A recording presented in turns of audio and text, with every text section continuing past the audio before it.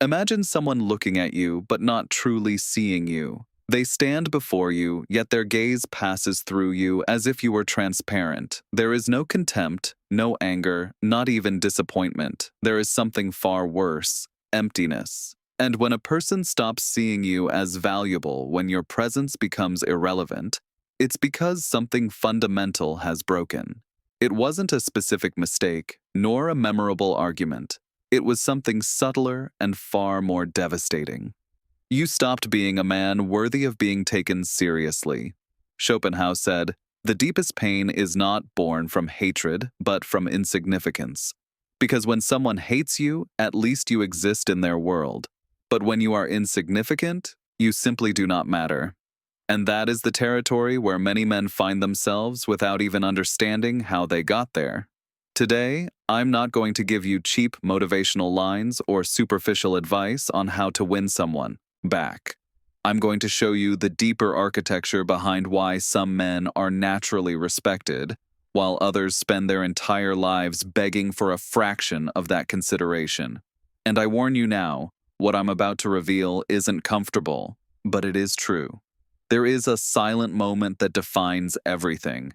It's when she observes you facing something unexpected. It could be a trivial situation, an awkward comment, a canceled plan, or a subtle provocation.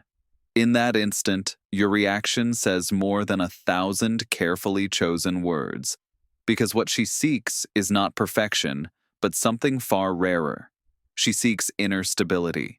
She looks for signs that you are someone who does not crumble when circumstances change.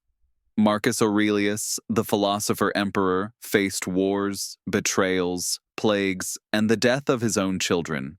In the midst of that chaos, he wrote a line that has transcended centuries. "You cannot control what happens, but you can always control how you respond." That is the difference between the man who is respected and the one who is not. One lives at the mercy of circumstances, the other walks through them without losing his center. When a man reacts with desperation to a minor setback, when his voice cracks, when he looks for someone to blame or sinks into nervous excuses, he reveals something fundamental. He has no control over himself. And if he cannot govern himself in small situations, how could he possibly stay composed when life truly applies pressure? She notices this instantly. She doesn't need to think about it or analyze it. She feels it in her body. It's a primal signal that tells her this man is not a source of safety, but another burden to carry. Then there is another kind of man, the one who, when the storm arrives, simply breathes. He doesn't dramatize. He doesn't explode. He doesn't point fingers. He accepts the moment with an almost unsettling calm. And from that calm, he decides what to do next. That man isn't pretending to be strong. His strength is simply the result of years spent mastering himself. Seneca, the Stoic philosopher who once advised emperors, spent years exiled on a barren island. He could have drowned in bitterness, but instead he wrote about serenity and acceptance. He discovered that real freedom isn't about controlling the world outside you. It's about becoming unbreakable within. When a man develops that quality, something shifts in how others see him. His presence gains weight. He doesn't need to raise his voice to be heard. He doesn't need dramatic gestures to be noticed. He carries a quiet solidity, something others can feel, even if they can't explain it. And that solidity is magnetic, because in a world where most people collapse under the slightest pressure, someone who stays centered becomes a rare phenomenon. But here's where most men make a fatal mistake. They believe being stable means suppressing everything. They think they must turn into statues, emotionless, desireless, untouchable. But that isn't strength. That's fear pretending to be control. True strength is not the absence of intense emotion. It's the ability to feel deeply without being consumed by what you feel. Jung spoke of the shadow, that dark part within us that holds everything we've rejected: anger, jealousy, selfish desires, primitive impulses. Most men try to hide their shadow, pretending it doesn't exist, but the shadow always finds a way to escape through sudden outbursts, passive-aggressive remarks, or a quiet resentment that slowly poisons everything. The man who earns respect doesn't deny his shadow. He integrates it. He acknowledges his anger and channels it into discipline. He recognizes his jealousy and turns it into honest conversation. He sees his desire for control and uses it to build structure in his own life, not to dominate others. This process of integration is what Nietzsche called the transmutation of values. It isn't about destroying your instincts, it's about refining them, because the same fire that can burn a house down can also forge steel. The difference lies in how you use it. Now, let me tell you something very few people understand. Respect can never be begged for. It must be inspired, and it can only be inspired by someone who has built something greater than the relationship itself. Imagine a man whose entire life revolves around a woman. Every decision he makes is to please her. Every free moment is spent with her. His mood depends entirely on how she treats him that day. What do you think she feels when she sees this? She doesn't feel loved, she feels suffocated, because now she's not only responsible for her own life, but also for giving meaning to his. And that is an unbearable weight. Ortega y Gasset once said that man is himself and his circumstances. But some men reduce all their circumstances to a single person. And when that happens, they lose their substance.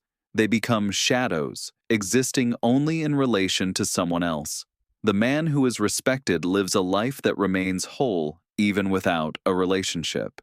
He has a mission that gets him out of bed each morning. He has a craft through which he builds something that lasts. He has a body he maintains with discipline, a mind he feeds with study and reflection, and friendships with other men who challenge and support him. The relationship is not his life. It's just one meaningful part of a life that is already full. When a woman meets a man like that, something changes in the dynamic. She doesn't feel like she's filling a desperate void. She feels like she's being invited to join a journey that already has direction. And that is liberating because now she can choose to stay out of genuine desire, not emotional obligation. Spinoza said that true freedom is to act from your own nature, not from the needs imposed by another. When a man stops desperately needing someone, he paradoxically becomes more attractive, because now his presence is a choice, not an act of emotional survival, and only choices made in freedom create real respect. Now there's something else you need to understand. Respect isn't built through grand heroic moments. It's built through small, quiet gestures that no one notices. It's in the training you do even when you're exhausted. It's in the promise you keep even when no one is watching. It's in the silence you hold when you could easily explode. It's in the boundary you maintain when giving in would be easier. Aristotle called this hexis, the habit that shapes character. We are not what we do occasionally. We are what we do consistently. And the woman observing you isn't judging your moments of glory. She's watching your ordinary moments. How do you act when no one is watching? Do you keep your discipline or do you fall apart? Do you honor your word or twist it to suit your comfort? Those are the questions that truly matter. Machiavelli wrote that men are ungrateful, fickle, deceitful, and dissimulating. But he also wrote that the man who builds his power on solid foundations can endure any storm. And those foundations are not wealth, not appearance, not charming words. Solid foundations are unbreakable habits. When you have sacred rituals in your life, things you do, no matter how you feel, you're building an identity no one can take from you. That is the true source of respect, because it shows your existence doesn't depend on external approval, but on your own will. And will cultivated day after day becomes character, and character becomes destiny. But let me warn you about something. There are men who confuse firmness with rigidity. They believe that being inflexible in everything makes them respectable when in truth it only makes them unbearable. Real firmness is selective. You know when to hold your boundary and when to adapt. You know when to speak and when silence says more. You know when to confront and when to let go. That kind of wisdom doesn't come from any manual. It comes from years of watching yourself, learning which battles are worth fighting and which are nothing more than noise. Heraclitus said, "No man ever steps into the same river twice because everything flows, everything changes." The wise man doesn't cling to his positions out of pride. He holds to his principles while moving fluidly through changing circumstances. That conscious flexibility is a higher form of strength because it takes far more courage to adapt with intelligence than to cling blindly to a single stance. And here we arrive at a truth that hurts. Sometimes respect is not lost because you did something wrong, but because you finally revealed who you truly are. For a while, you might have managed to hold the facade, but eventually the mask slipped, and what appeared was a man without a center, a man who only reacts, a man whose identity is nothing more than a reflection of others' expectations. Sartre spoke of bad faith, that state in which we live by lying about our own freedom. We pretend we have no choice, that circumstances force us to act a certain way. But the truth is, we are always choosing. We choose to yield or to stand firm. We choose to speak or to stay silent. We choose to build or to destroy. And every choice is a vote. A vote for the kind of man we are becoming. A woman can sense when you keep voting for the weaker version of yourself. And when she feels that, respect evaporates. There's something else you need to understand about the nature of respect. It's not a static feeling. It's a continuous evaluation. She doesn't respect you once and then forget about it. She's constantly assessing you through small, ordinary moments. Every time you make a decision, you're being measured. And the most fascinating part is that most of these measurements happen unconsciously. She's not sitting there thinking about whether she respects you or not. She simply feels it. That feeling is shaped by thousands of micro-signals you send without even realizing it.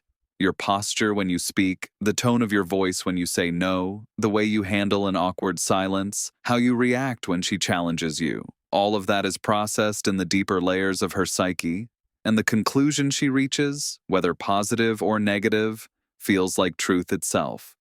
That's why regaining respect once it's lost is so difficult, because it's not about convincing her mind. It's about transforming your being at an instinctive level. NZE wrote about the eternal return, the idea that if you had to live your life exactly the same way over and over for all eternity, could you accept it? Could you say yes to every moment exactly as it was? That is the ultimate test of whether you are living with integrity. If the life you're building is so solid that you could repeat it endlessly without regret, then you are on the right path. But if there are parts of yourself you keep hidden, if there are choices you make out of fear instead of conviction, if there are moments when you betray your own truth, then you are building on sand and everyone feels it, especially those closest to you. Let me tell you something that will change your perspective. Respect is born from renunciation. It sounds contradictory, but it's profoundly true. Only when she feels that you could live without the relationship if necessary can she truly respect you. If she senses that you're trapped, that you do anything not to lose her, that your world would collapse without her, then respect becomes impossible. Because respect requires the perception of freedom, and freedom is only real when it includes the possibility of walking away. Kierkegaard spoke of the leap of faith. That moment when you risk everything for what you believe is true. In relationships, that leap is the courage to lose, not because you want to lose, but because you value your integrity more than the comfort of staying in something that no longer honors you. And when a man develops that kind of courage, something remarkable happens. She feels it. And paradoxically, it increases her desire to stay, because now she's not with someone trapped. She's with someone who chooses freely to be there, and that free choice holds a power that no desperate pleading could ever match. And here lies the final secret that few men ever understand. Respect is not the goal, it's the side effect. If you chase it directly, if you try to manufacture it through tricks and strategies, you will fail. because respect can sense falseness from miles away. Respect is born only from radical authenticity, from living by your own principles, even when no one is watching, from building your life as a work of art that reflects who you truly are, from integrating your shadows instead of hiding them, from standing firm on what matters and staying flexible on what doesn't, from cultivating a life so rich that no single person could ever fill all its spaces. When you build that, respect arrives on its own, not because you demanded it, but because you've become the kind of man who cannot be ignored. The Stoics practiced an exercise called premeditatio malorum, the premeditation of evils. It meant imagining everything that could go wrong, not out of pessimism but as preparation. When you've already faced the possibility of loss, when you've already accepted that everything can collapse, you stop living in fear. And without fear, you act from your true center. That is the state of the respected man. He is not free from problems, but he is free from the paralyzing fear of them. He has accepted that life is uncertain and has built his strength on the only thing he can truly control, his response to whatever comes. So if you feel that you've lost someone's respect, if you sense that distant gaze that looks through you without truly seeing, ask yourself this: have you been living as a man with his own center, or merely as a reflection of others' expectations? Have you built a life that holds value with or without that person? Have you integrated your shadows or only repressed them? Do you uphold your boundaries even when it's uncomfortable?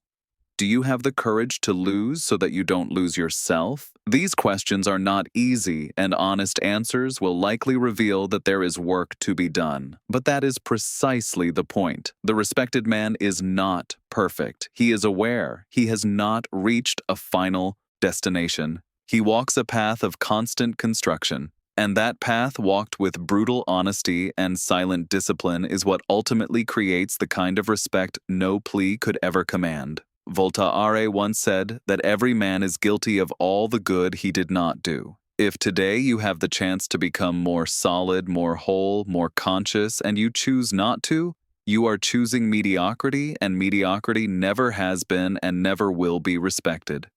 So the final question is not how to make someone respect you. The question is whether you have the courage to build a life worthy of respect even when no one is watching, because that is the only kind of foundation that endures when everything else falls apart.